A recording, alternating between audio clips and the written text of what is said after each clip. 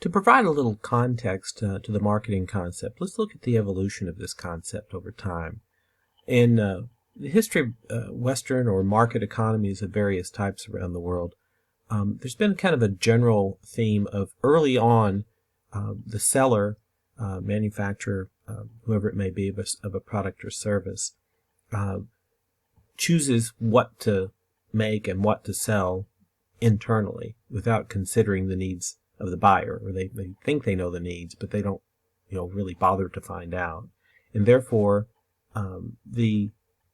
may or may not hit right upon the actual benefits that are being sought by the customer, by the buyer, and that has often been called a selling orientation or a production orientation, where you defer to those who, in technical with technical power, technical expertise in a particular company, and they kind of know what's best to make. And they could be right. It could be when you have a technical company, it's harder to ask a customer, what he or she or they need, if it's a very technical kind of subject that they may not know enough about to know what the capabilities are for, like an Apple or Samsung or someone like that. So that may, actually exist. Even though we say evolution of the marketing concept, it could very well be there are companies still in the selling or production orientation. However, there's a little caveat there, because if they know the technology trends and they understand what is going to be needed, then they can anticipate needs,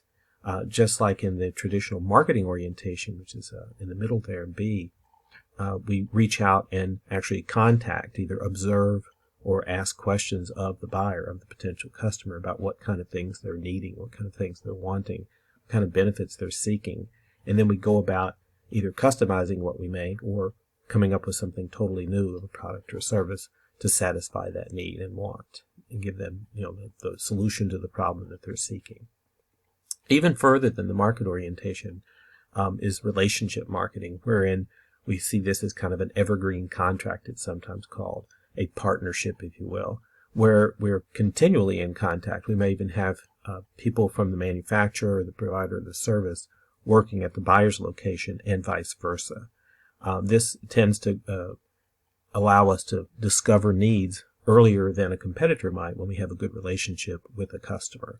And for the buyer, it's a benefit because they know that someone is kind of listening and finding out what types of benefits they can